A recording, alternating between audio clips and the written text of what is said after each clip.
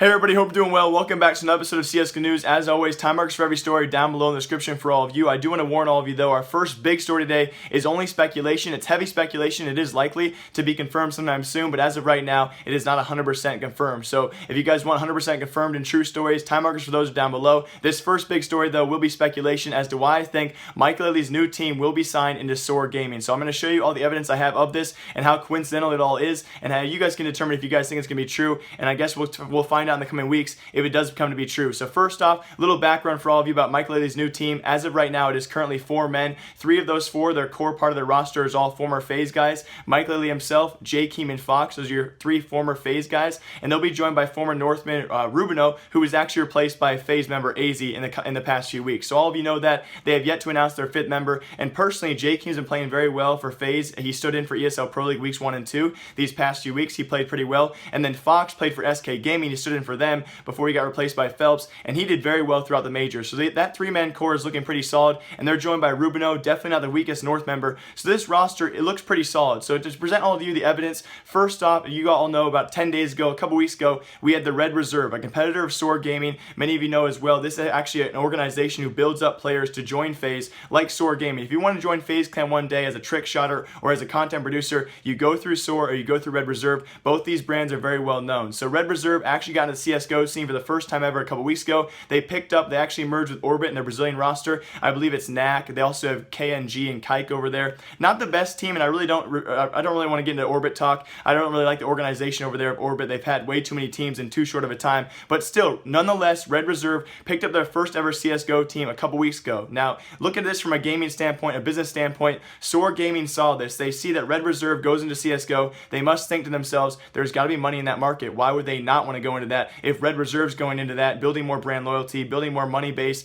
and more monetary base from their customers? It's probably a good idea for them to get involved. Now, just a couple days later, we had Maikelele on his Twitter. I'll show you guys on screen. He started following the SoaR general manager, the managing director over there at SoaR Gaming. And then also within 24 hours of you guys watching this video, we had SoaR Gaming manager tweet out this, a special announcement coming today. And we also, 24 hours before he tweeted out that, we had Maikelele tweet out, don't worry guys, only a few organizational changes coming soon, and we should release a statement coming soon to their new organization. So we're not really sure if he was talking about adding a 5th member, or probably what he was talking about, he was in cahoots or talks with SoaR Gaming or some organization who's going to sign them sometime soon. So it all seems so coincidental within the coming weeks of Red Reserve signing their team that SoaR, of course, would want to get involved with that. But of course, the coagulation between those 2 tweets as well, it seems likely or somewhat possible as of right now that Maikelele's new team will be joining the SoaR Gaming organization, which is a big signing for them. And again, they are tied to FaZe Clan, so they have all those former FaZe ties to SoaR Gaming, which all aligns perfectly. So now moving on, hope you guys all enjoyed that. Now moving on to more CSGO news and stories that I'm just not going to ramble about that are actually 100% confirmed. So for all you North American fanboys like myself out there, unfortunately enough, OpTic Gaming, I guess Peacemaker announced this on Twitter the other day. It is not 100% confirmed that he'll be staying on that team. That goes for HiKo as well. So Peacemaker took to Twitter about it. He will be there for the remaining ESL Pro League matches until IEM Katowice, their big tournament coming up in the next 2 weeks or so, early on in March. So if they do well there, we can actually, probably guess they're going to be sticking around with HiKo and Peacemaker. But as of right now, it seems very tentative that if OpTic Gaming does not do well at IEM Katowice, they might not be sticking around with these 2 players. Now, HiKo actually announced his own side of this with an interview with Yahoo Esports, so I'll show you guys that clip of HiKo. But as of right now, OpTic is in a very tentative spot. Their roster is not yet confirmed with these 2 people on it, that being Peacemaker and HiKo. For the fans that are wondering what you're going to do after this event is done, is there anything that you can tell us or share with us? Yeah, so I will be going to Poland with them next week. So I'll be at IEM Katowice with them. As far as after that, it's kind of a question mark. I'm not sure.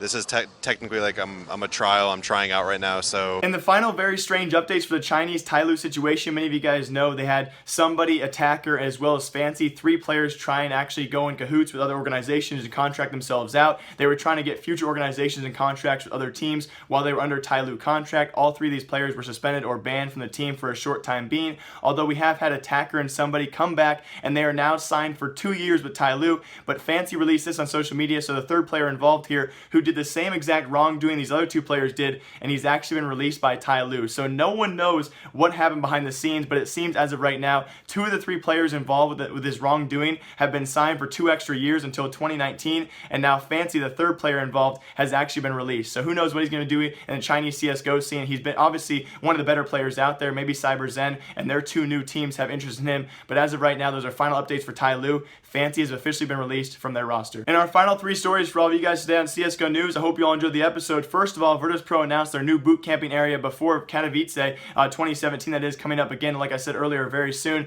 They announced this on their Twitter. Look at the images, guys. It looked so cool at first that I first thought it had to be virtual, it had to be fake. This is their new boot camping area. It looks amazing, and that is what the best of the best money can actually buy you. So that's Virtus.pro's new boot camping area. If you can't get work done there, then I can't see how else you can get it done. Now also, adding on to our long list of academy teams, we've had so many Scandinavian teams announce academy teams, as well as MVP Product announced their academy team earlier. We are now approaching almost 10 teams with younger academy teams under their organization hood. Gambit Gaming now joins that list. They announced this new academy roster on screen right now, so congrats to them. It's really cool to see how Zeus, I'm not going to say Zeus has changed the organization, but ever since he has joined, they've done so well, making majors, now an academy team. Gambit Gaming on the up and up, and they have now signed their new youngest roster. Now lastly, for all of you, I want to talk about FNX. Many of you guys know him. He streams quite a bit. He was actually dropped a big bomb on stream, guys. He was donated over 60,000 Brazilian reals on stream, which is equivalent of, yeah, $20,000. So pretty crazy to see. Cê é louco, mano.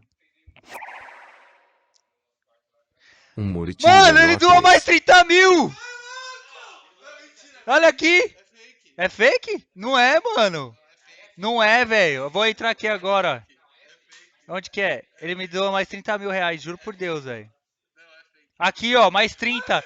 Mano, cê é louco, tio! As always, guys, hope you enjoyed this episode of CSGO News. I have a great video coming for you guys tomorrow because I had it planned for today, but all this news is just so crazy. So hope you guys all enjoyed my last video as well, the Mojo interview. Seriously, I've never met a guy who is more down to earth. Hope you guys all enjoyed that. McSkillet interview should come next. I've yet to do it, but I'm going to try and tempt him and persuade him to do that. So a lot of great videos coming out. I have a video tomorrow, which will be a case opening challenge video, which is absolutely hilarious to watch. So hope you all enjoy the content. I'm going to go enjoy my weekend. You guys enjoy yours. As always, live, love, laugh a lot. Remember, I like you. I will see you guys all tomorrow with more content. Remember, I like you.